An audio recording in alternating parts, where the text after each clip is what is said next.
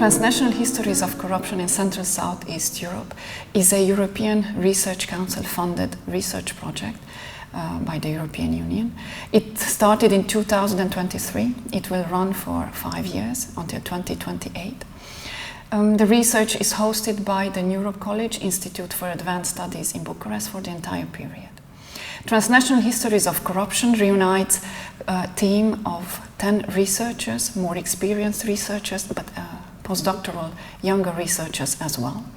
They all have already significant research experience in the region, that is the region, the borderlands of the Russian, Ottoman and Habsburg empires from the mid-18th century to the 19th century, the period that we are interested in researching. They have archival experience, they know the imperial languages of the Ottoman, Habsburg and Russian empires, but the regional languages as well. A rather large team, but with an expertise that is required in order to read complex historical documents and to understand vocabularies, practices associated with corruption through this rather long period from the mid-18th century to the 19th century. The team has organized already an international conference last year, and some of the papers presented in this conference, presented here at the New Europe College in Bucharest, will be reunited in a volume, the first publication of this rather ambitious research team. The first publication, which is due to be published late 2025, early 2026. Its title, Conceptualizing Corruption, the Old Regime and the New Order in Central Southeast Europe. Today we will discuss the main research directions of this project, the main questions that we raise, and then the methodologies, how we raise the questions about this region and about how we can study corruption. Constantin Ardeleanu, historian of the 19th century, is the first to open this conversation, this dialogue. Thanks for the introduction, Silvia. I will briefly mention now the importance of the region that we are studying. We are looking at historical developments in what we call Central Southeast Europe, which is a very vast region spanning large borderland of Europe's three major empires, the Russian Empire, the Ottoman Empire, the Habsburg Empire. We look at different provinces, the Danubian principalities, Transylvania, Bulgaria, Serbia, Bosnia-Herzegovina, over a long period from the mid-18th century all the way to the late 19th century. This involves studying a variety of sources in imperial languages, in German, in Russian, in Turkish, but also in local languages in Romanian, in Serbian, Bulgarian. And from this large diversity of sources, we plan to look at this region, also at all these individual provinces, but also from a comparative perspective. This region is interesting to be studied because of the multiple influences that we see in all these territories. On the one hand, we have the influence from the center, from the imperial capitals, from Istanbul to Vienna and St. Petersburg, but also from other more like regional centers. For instance, we have colleagues studying accusations of corruption and the politics of good governance in Hermannstadt in Transylvania, and they use both local sources, so produced in Sibiu, but also outside of this town, in Cluj, in Budapest, or in Vienna. I also look at, for instance, Galați and how accusations of corruptions were being made in various sources, produced in Iași, the capital of Moldavia, but also in Bucharest or in Istanbul, in the Russian Empire, and so on. What's interesting in relation to this very large region is that there's a lot of mobility across these territories. So the borders, they are not closed, but they allow for mobility of ideas, of goods and people, and our historical actors move a lot from one place to another. So it's not just studying a certain territory and looking at itself, but looking at how people and ideas moved across all these borders. And that's why it's important to study this region from a transnational, trans-imperial perspective, and this is where our colleague Alex Tipei will tell you more about what this transnational methodology involves. Thank you, Constantin. And I think from Constantin's description of the region and what we're interested in understanding about the region, we really get a sense of why a transnational methodology is important, or a trans-imperial methodology, which I would define as more of an approach or practice than a concrete method, in a sense that really what we're trying to do by having a transnational take is to go beyond the national and imperial canons that have defined the historiography and look how our actors, how ideas, how material goods, how systems, customs, and practices transversed and transgressed these borders. And so to do that, what we try to do is to track networks of people, of concepts, of exchanges, and to understand how in different geographic spaces and on different geographic scales, these ideas, concepts, practices were adapted, adopted, and resisted. By having a transnational approach, which also sort of pushes us to look not only from the center, but from the periphery towards the center, between different peripheries, between different centers. That also lets us look at multiple perspectives and sort of reveal in our research the way that these relationships that transgress these borders weren't unidirectional. They were much more dynamic. That, you know, in order to be a center, the center requires a periphery, but then the periphery has a limited amount of power. These aren't equal power dynamics, but has a limited amount of power to also reshape discussions and discourses, practices within the centers themselves. So that's really sort of one of the things that we're trying to look at, and tracing the way that corruption, which we also see as very, very closely related to this idea of modernity, to this idea of modernizing economic, political, state practices, how it was not just imposed on Southeast Central Europe, but how also Southeast Central Europe responded to and participated in this process of modernization, which was really, truly very global.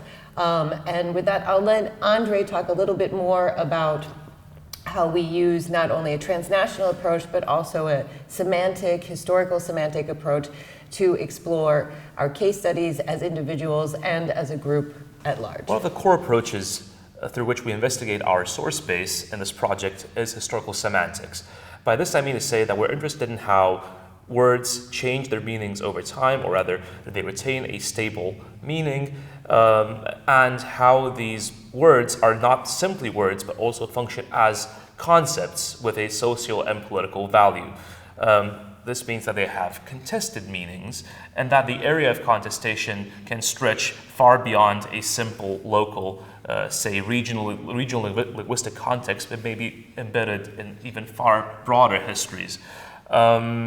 This also helps us navigate through various types of sources, be it archival sources of various extraction, or debates in the public realm, be they a vast assortment of newspapers or a close reading of, say, a key thinker's key works.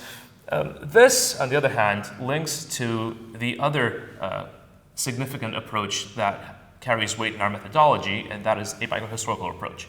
And by microhistory, I simply mean, for the purposes of this explanation at least, looking at how vignettes illustrative of, say, either local, trans-imperial, or imperial dynamics help us look, starting from one individual's trajectory perhaps, or one key event, how these things might illuminate broader dynamics. The scale at which corruption happens and at which we study it is therefore not necessarily one that can be understood as moving from the sub-local, to the national, or regional, to the imperial and beyond. Sometimes one process that happens at a, say, sublocal scale is then directly connected to an imperial or even global one, bypassing, say, national frames. These are quite often entangled, connected histories of transfers. How concepts travel is also an important thing for us. And to further illuminate this and to really understand why it is that corruption matters to begin with, Silvia, the floor is yours.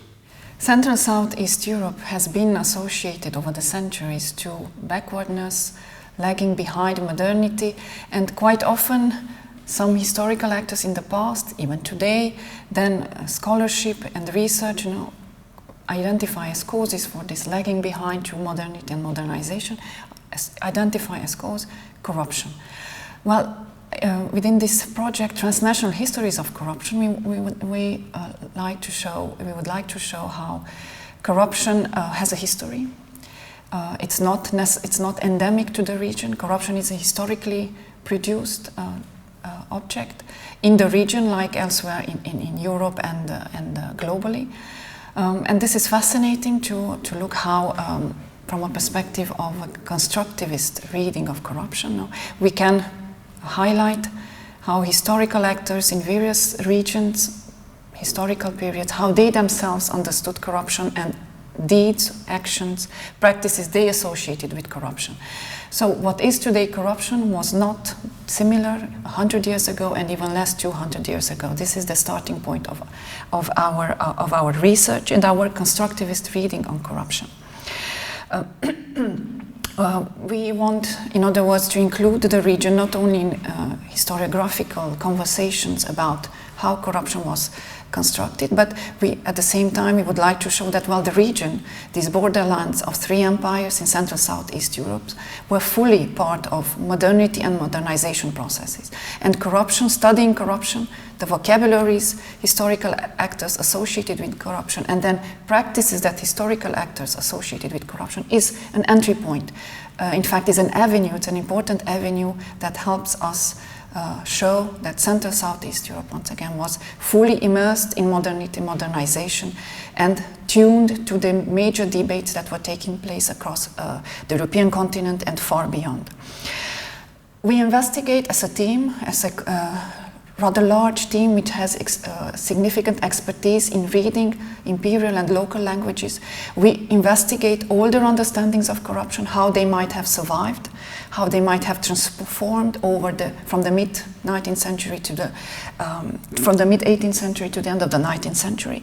But we look at the same time to newer notions of corruption, or the more public office-centered corruption that made its way through various debates across the continent and the region. Office-centered understanding of corruption, which is more contemporary to, which is more close to contemporary notions of corruption. But at the same time, we always keep in mind in the researches we conduct in the archives and in our publications within the project that corruption needs to be contextualized. The vocabulary of corruption and its meanings, the notions of corruption need to be contextualized in the region, in the group, the historical individual, the historical actors that used it. And we reject as a team and in our researches, and this is what in fact our historical material pushes us to reject, a universal or a non-historical understanding of corruption. Once again, what is today corruption was definitely way different what it was in the past. What is today acceptable might have been acceptable in the past and the like. For instance, the mingling of a high officials' private finances in the early 19th century, in the 1800s, with the funds that person was charged to administer. Well, this mingling became a problem not only in Moldavia and in Iași, its capital, for instance, or in the Russian Empire, but during the French Revolution already that was a major issue raised against the Ancien regime, the old regime, and this became a problem, for instance, in the Kingdom of Norway, Denmark, at the same period. So this mingling of the private finances with public funds. This is just one example of the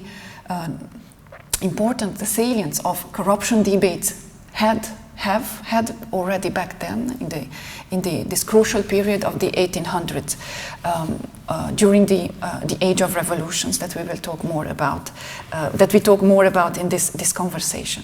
So in other words, we do ask this question that, well, were there notions of pre-modern understandings of corruption that have survived in the post-revolutionary, the modern times?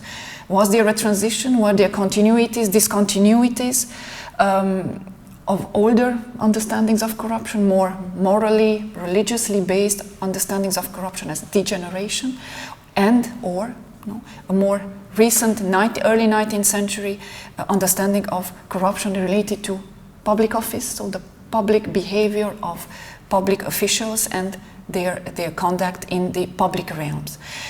What we already established, and this is one of the first interesting findings that we as a collective, as a team, we have reached, is that, well, good governance was a preoccupation in Bucharest at that time, in Moldavia, as it was a major concern in Vienna, but historical actors understood it differently. What were the new values, the new ideas attached to good government, to good governance? What were the negative, the transgression, the deviations that were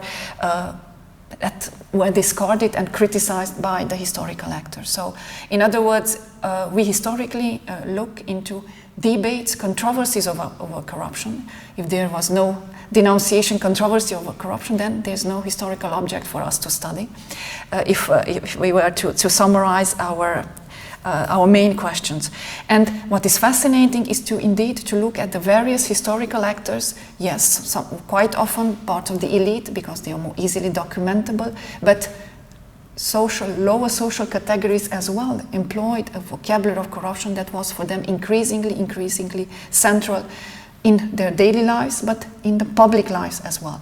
So it is fascinating to look how this variety of historical actors debated, clashed over corruption accusation, instrumentalized for various reasons, for various agenda, notions of corruption, accusations of corruption, and how at the end of the day, in fact, what was at stake is how a good polity, how good governance was to be translated into institutions, institutional design, administrative, political solutions, codifications, administrative political discourses, and finally the redefinition of virtues, civic virtues, what were dominant at a certain moment. So corruption is both an object of study that we need to historicize, but at the same time it is a portal that allows us to discuss various historical developments attached to modernity, modernization, good government, bad government, and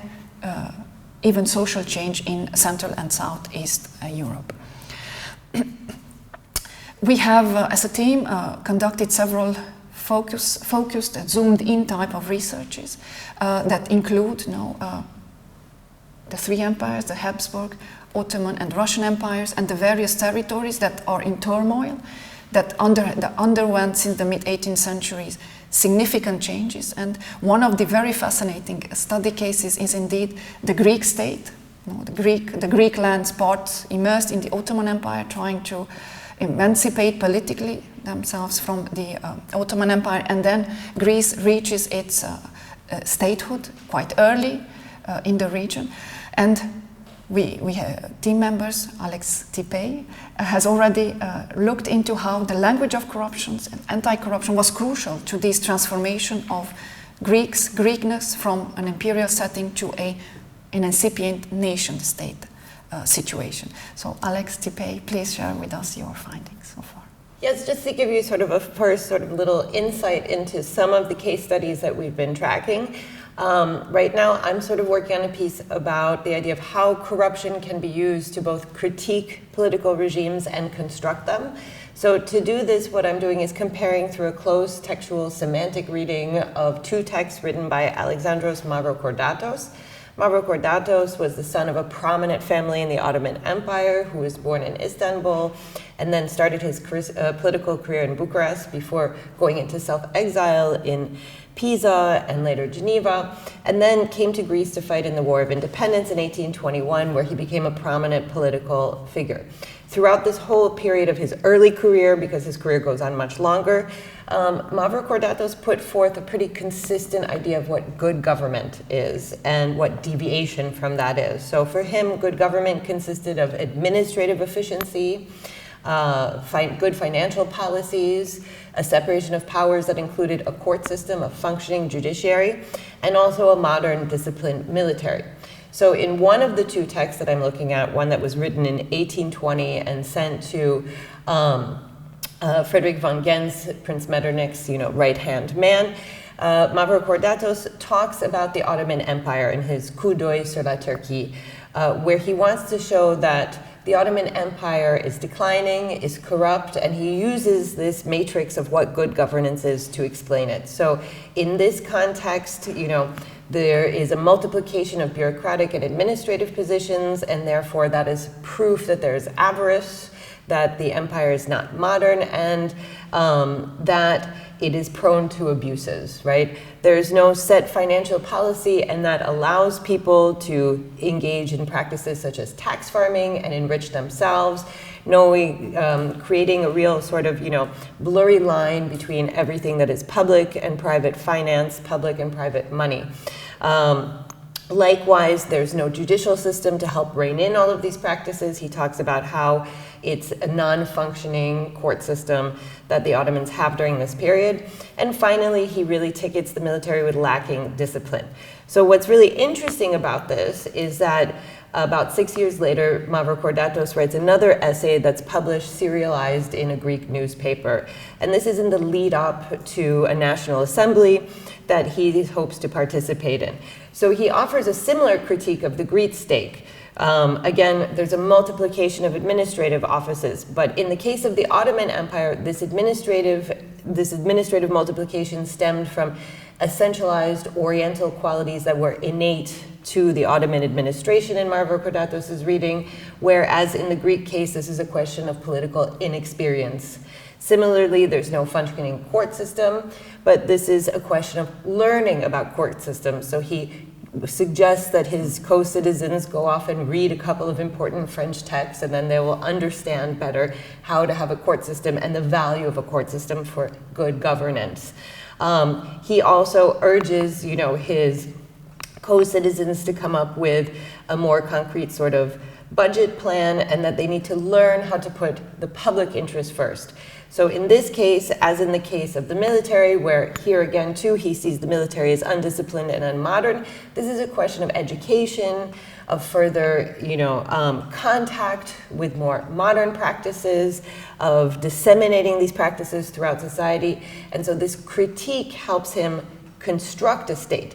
But to do this, he doesn't talk about the new Greek state as a corrupt entity, as he did in the Ottoman case. He doesn't attribute this to fundamental qualities. He doesn't go as far as he did in the Ottoman case as to dehumanize many of the people he talks about, referring to the Ottomans as beasts and vampires even. But rather, he talks about even his political rivals in terms of needing to learn, needing to move beyond the legacies of their Ottoman past. And so his critique of the Greek state, while it avoids the word corruption, as opposed to in the Ottoman case, what it really does is to help build a stronger, more stable regime. So I hope this will give you a sort of a sense of how these ideas of good governance and corruption can help us understand both reform as well as critiques of regimes. And then I will leave it to my colleague Constantin to talk a little bit more about how within political debates and scandals, corruption can be mobilized, and the case studies we have been exploring in our work. The case study that I'm currently working on involves the story of one of the first victims of corruption allegations in Romanian history. And this is the case for Prince Alexandru Dimitrie Ghica of Wallachia, who ruled in Wallachia from 1834 to 1842. In 1842, he was removed following accusations of corruption brought against him by the local boyars And in my research, I try to better understand the role of such accusations against a political rival. And I'm looking at corruption from several perspectives. First, I look at how corruption was used as a political tool against the prince, but also how the prince himself used such accusations against his political rivals.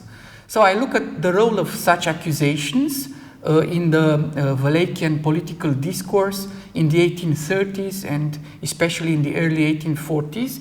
But I'm also interested in how all these political actors used newspapers and political pamphlets, so published brochures in order to circulate such accusations.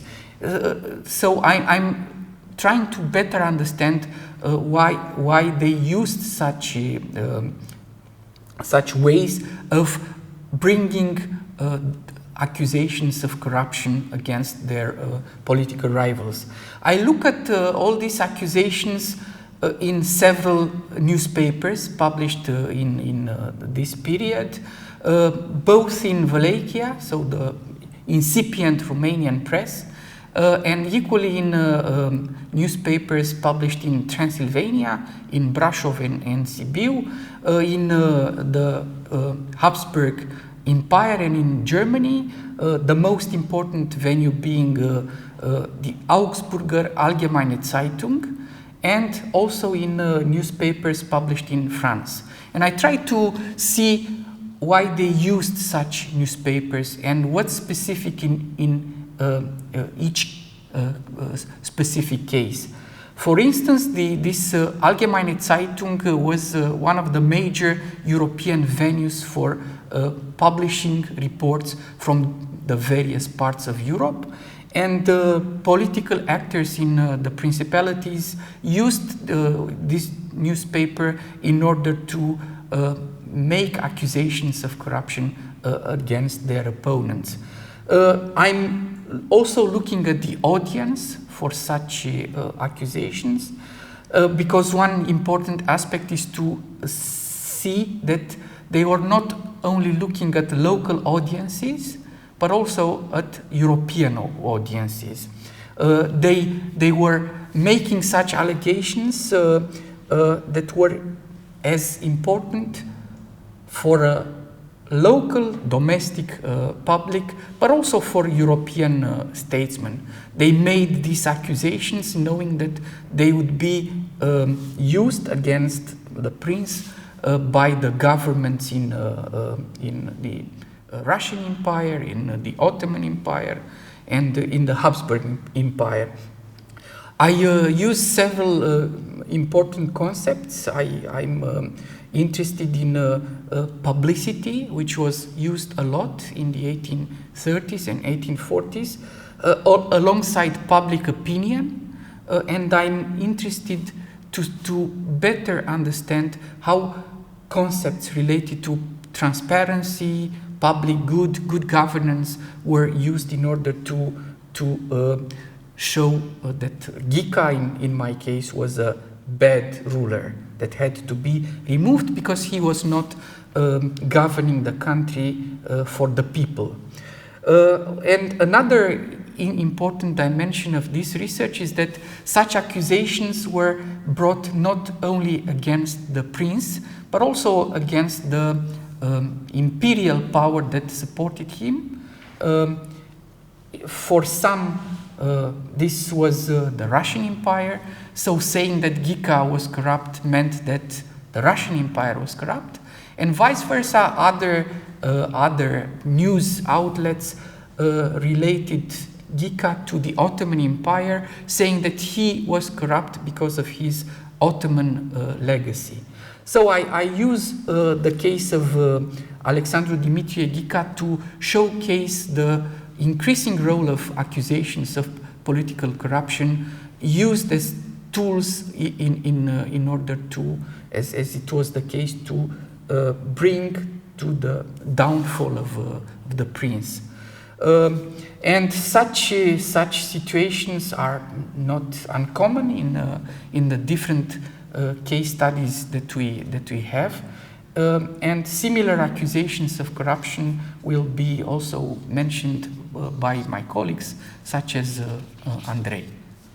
When we think about global migration, we don't typically assume that corruption or administrative abuse were triggers for mobility.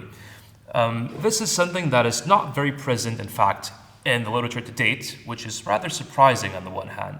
On the other hand, Romania itself, save from the rather massive prominence of outmigration in the past 30 years, so in the contemporary period, is also not absent on the map of global migration in the long 19th century. The project that I'm currently working on as part of this broader ERC project of ours deals with one such case, or in fact two interconnected instances of global migration that were triggered by alleged administrative abuse. They both have to do with the province of Dobruja, a territory on the Black Sea seaboard that was annexed to Romania after 1877-78 and was a multi-ethnic post-imperial, post-Ottoman periphery. The two groups in question, in the 1880s, Germans emigrating to Canada, and in the 1910s, Russian Old Believers emigrating to Manchuria, or rather the Russian Far East on the Amur, were imagined to be at opposing rungs of this ethno-civilizational echelon in the region. Nonetheless, their migration was understood as, by Romanian actors, both in central government, on a local level, in the press, and in pamphlets, as being symptomatic of endemic corruption and abuse, endemic, in fact, to the extent that Dobruja, imagined as a province in need of urbanization and civilization, was seen as exceptionally corrupt, even by Romanian standards at the time. Now, these allegations are also interesting in that they help us understand how self-criticism, how self-blame was ascribed in this Romanian civilizing project, but also at the same time how this very local story of small communities choosing to vote with their feet against transformations in property regimes, legal arrangements, and also emerging forms of interconnection, how these choices were made connecting the hyperlocal with the global. In sum, going beyond what I just said, I hope that these vignettes, these illustrations, have offered you a sense of what it is that we're doing now and the various angles through which we tackle corruption as a topic.